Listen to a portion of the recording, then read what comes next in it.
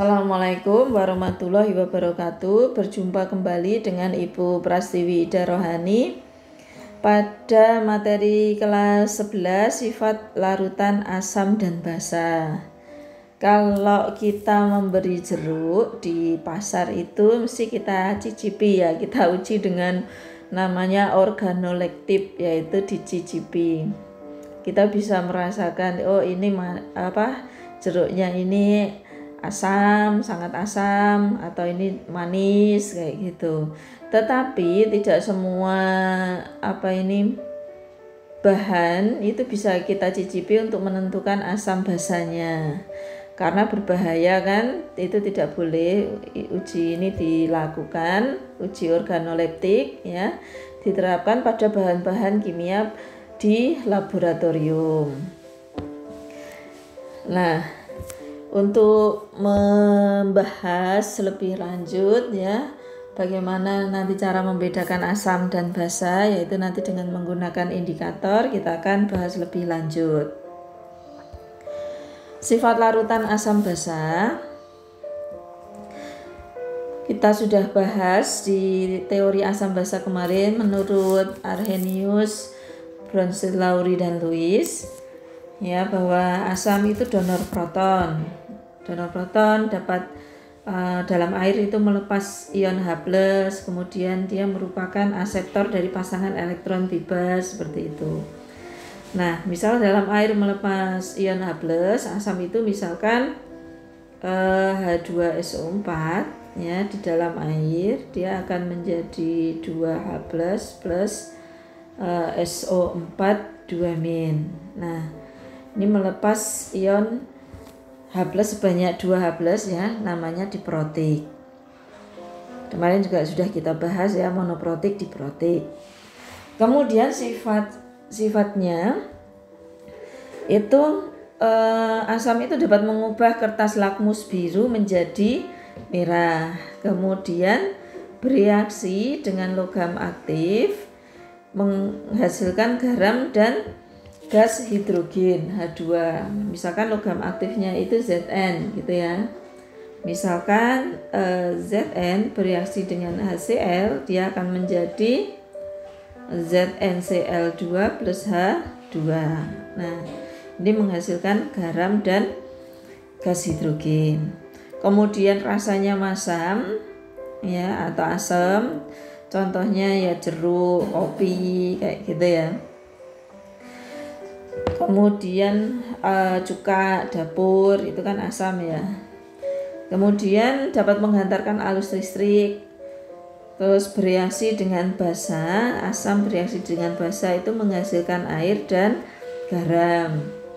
Nah, contohnya misalkan H2SO4 bereaksi dengan basa NaOH itu akan menghasilkan Na2SO4 plus air H2O. Kita setarakan di sini 2.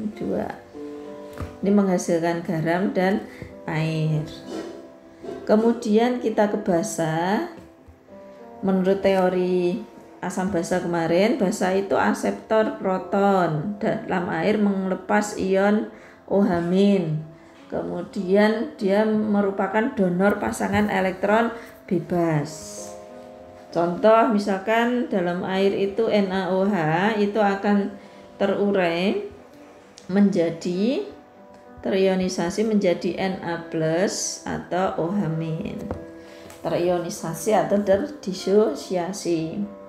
Sifat-sifat senyawa basa itu mengubah kertas lakmus merah menjadi biru. Kemudian terasa licin jika mengenai kulit. Nah, contohnya kayak sabun gitu ya, itu kan licin di kulit.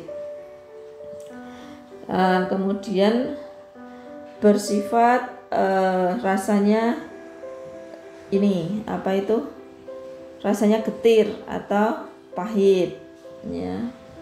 Kemudian dia juga bersifat kaustik ya. Kaustik itu merusak ini kulit ya. Rasanya bisa gatal. Kemudian menghantarkan arus listrik kemudian bereaksi dengan asam menghasilkan air dan senyawa garam. Misalkan NaOH bereaksi dengan HCl, ya dia akan menghasilkan NaCl dan H2O. Dari sini bisa dipahami, nah ini menghasilkan garam dan air. Berikutnya identifikasi asam dan basa.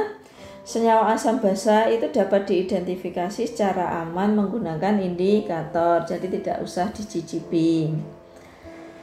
Indikator itu apa sih? Zat yang menunjukkan warna berbeda dalam kondisi asam dan basa. Macam indikator itu ada kertas lakmus, indikator alami, larutan indikator buatan, dan indikator dalam bentuk alat.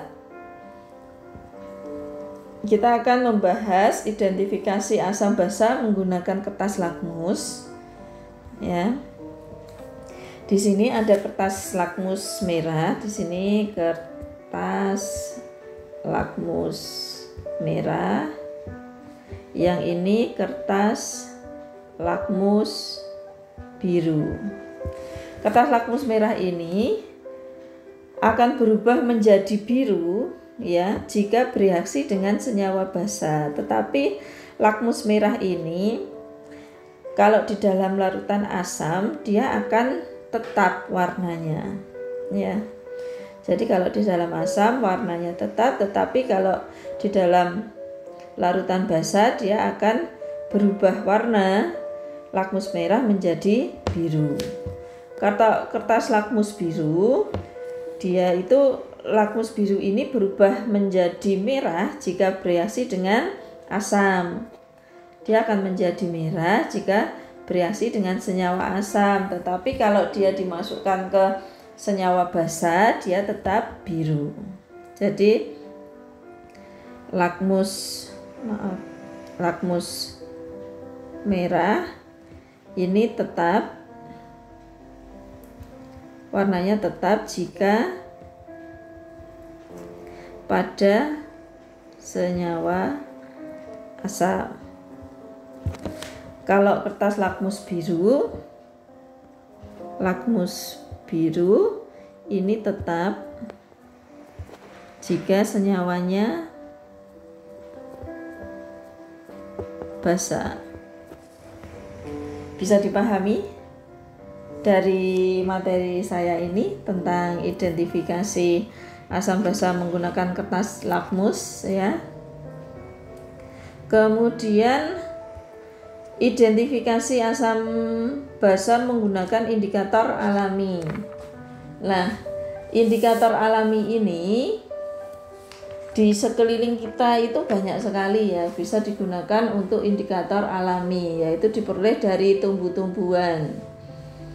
Indikator ini caranya bagaimana? Yaitu dengan cara mengekstrak ya ubi buah bunga ya, itu kita ekstrak. Nah, contohnya seperti ini ya. Yang bisa kita ekstrak itu bunga sepatu, bunga bougainville ini ya. Bunga sepatu, bunga bougainville, bunga kulit manggis, kulit kubis ungu, kunyit, pacar air. Jadi yang ada merahnya gitu ya. Yang ada warna-warnanya itu yang bisa kita ini ekstrak ya, yang warna-warnanya mencolok. Nah, di sini kita bisa melihat ekstra tanaman warna aslinya ya. Ekstra tanaman kubis ya. Warna aslinya itu ungu merah lembayung. Perubahan warna larutan asamnya ini merah muda, kalau basa hijau. Bunga sepatu itu kan merah ya, merah. Kalau asam itu dia merah, kalau basa itu dia kuning. Kemudian ini merah tua ya, ini ya merah tua bunga sepatu. Bunga mawar itu merah muda, kalau di asam merah muda, basa hijau. bayam merah itu merah, kalau diasam merah muda, kalau dibasa itu kuning. Kunyit itu jingga, orange. Kalau diasam itu kuning, kalau dibasa itu merah. Geranium itu merah, di larutan asam dia jingga tua, di larutan basa dia kuning. Jadi caranya nanti diekstrak ya, diambil airnya ya, kemudian kita amati perubahan, kita kasih larutan asam atau basa ya, terus kita amati perubahan warnanya setelah di larutan asam dan basa itu, maka akan terjadi perubahan warna. Biasanya kalau tidak PJJ ini percobaan terus ya, membuat indikator alami. Dari sini bisa dipahami. Kemudian identifikasi asam basa menggunakan larutan indikator buatan. Nah, indikator buatan ini dapat menunjukkan suatu larutan bersifat asam atau basa itu melalui perubahan warna. Jadi perubahan tersebut itu menunjukkan kisaran pH larutan yang diuji. Jika indikator buatan ini lebih akurat ya, jadi indikator buatan ini lebih akurat daripada indikator alami karena mampu menunjukkan kisaran pH-nya. Berbagai indikator buatan berikut, trayek pH dan perubahan warnanya disajikan di sini. Misalkan timol biru ya, indikator timol biru. Ini warna pada pH rendah ini merah, ranknya 1,2 sampai 2,8. Warna pada pH tinggi atau basa itu kuning. Kemudian metil merah ini merah. pH rendah itu merah, rentang pH-nya 4,4 sampai 6,2. Di basa dia kuning. Bromtimol biru ini pada asam dia kuning. Ranknya itu rentangnya 6,0 sampai 7,6. pH tinggi dia biru. Timol biru transisi kedua ini di asam dia kuning, ranknya 8,0 sampai 9,6. Ini di pH tinggi ini biru. PP fenolphthalein ini tidak berwarna, ranknya 8,3 sampai 10. Warna pada pH tinggi ini namanya fuksia ya. Fuksia atau merah muda ya, ini merah muda, kelihatan enggak ya, ini merah muda ya, merah muda ya.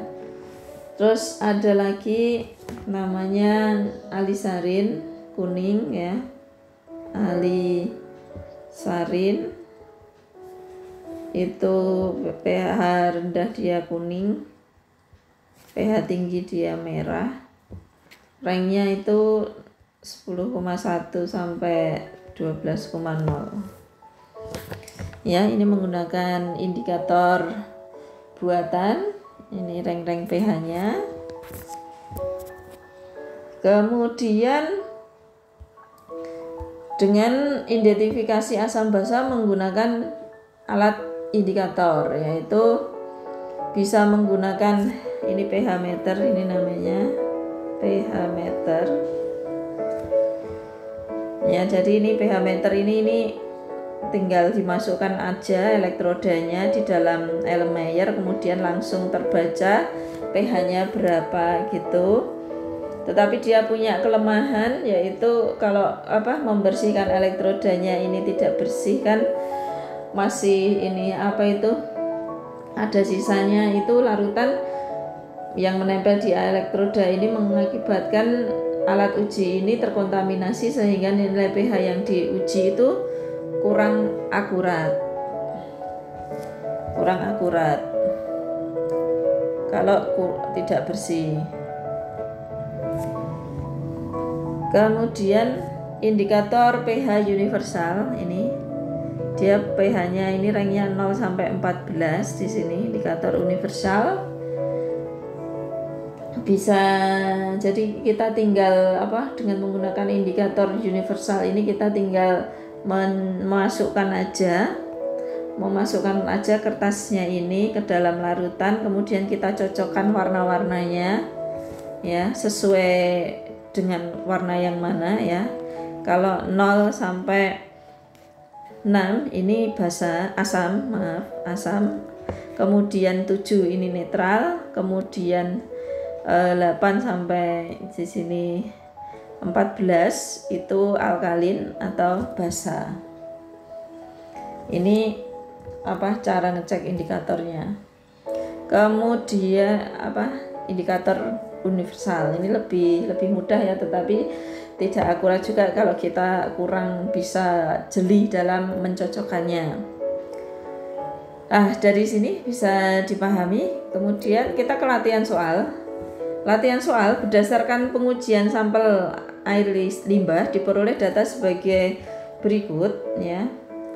Ini metil merah, brom krisol hijau, penol petalin. Di sini ada keterangannya, kalau M ini merah, K kuning, B biru, J jingga, T tidak berwarna. Harga pH sampel limbah X dan Y berturut-turut berapa? Ya ditanya harga sampelnya itu berapa. Nah, harga sampelnya itu kita bisa melihat trayek pH ya untuk limbah X. Kita lihat metil merah itu trayeknya 4,2 sampai 6,3 ya. Di sini di air limbah X ini kuning ya, berarti kalau dia itu kuning ini yang limbah X ya, limbah X. Kalau pada yang pertama itu dia itu kuning, kalau kuning itu berarti pH-nya lebih besar 6,3 ya. Jadi sini nih ya, lebih besar dari ini. Kemudian biru yang bawah itu limbah X ini biru. Kalau biru ini biru kan berarti lebih besar dari pH-nya, lebih besar dari 5,4. Nah, kemudian ini tidak berwarna di sini 8,3, berarti kalau tidak berwarna pH-nya ini kurang dari 8,3. Jadi ini ranknya itu antara berapa ini? 6 ya kan? Kalau kita ambil ranknya kan berarti 6,3, pH-nya sampai 8,3. Terus kemudian limbah Y. Limbah Y itu J. Yang pertama itu jingga. Kalau jingga berarti pH-nya itu ini jingga ya, ini kan kuning nih, berarti ini merah. Jingga itu kan antara nih ini 4,2 sampai 6,3 ya, berarti pH-nya itu 4,2 sampai 6,3. Kemudian di sini biru. Kalau biru itu di sini berarti lebih besar dari 5,4 ya, pH-nya 5,4. Kemudian tidak berwarna itu tidak berwarna ya, berarti di sini ya di 8,3 ya. Nah, berarti kurang ya, itu pH-nya dikurang dari 8,3. Jadi ini kita simpulkan pH-nya ranknya berarti antaranya berapa ini? 5,4 sampai 6,3 ya, yang tinggi 6,3. Nah, jadi opsi yang mendekati itu yang A ya, yang A. Atau kalian bisa bikin tabel kayak gini ya, apa ini, grafik kayak gini ya, diarsir ya, air limbah X gini ya. Dari sini tadi sudah dipahami ya, seperti ini. Nah, ini bisa singkatnya seperti ini ya, air limbah X ini diarsir yang kurang, akhirnya ketemu nih di kuning sini nih ya, sehingga ketemu pH-nya di sini kisarannya. Jadi jawabannya A ya. Dari sini bisa dipahami, saya ada quotes bahwa pendidikan adalah senjata paling mematikan di dunia karena dengan pendidikan Anda dapat mengubah dunia, dari Nelson Mandela. Silahkan kalian subscribe, likes, dan komen di bawah untuk membangun channel saya, karena subscribe itu gratis. Saya akhiri, wassalamualaikum warahmatullahi wabarakatuh.